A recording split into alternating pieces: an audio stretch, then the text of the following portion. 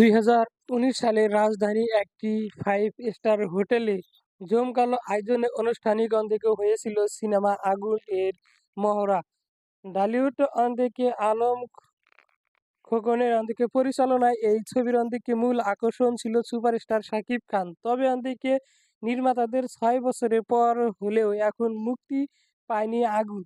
সাম্প্রতিক social media থেকে চাল হয়েছে আসন্ন কুরবানি ঈদের থেকে মুক্তি পাবে আগুন সিনেমা নিয়ে সংবাদ মাধ্যমে ঢালিউড থেকে আলম খোকন থেকে বলেন, ছবিটি সম্পর্কে শুটিং শেষ, তবে মুক্তির বিষয়ে তিনি নিশ্চিতভাবে কিছুই জানেন না।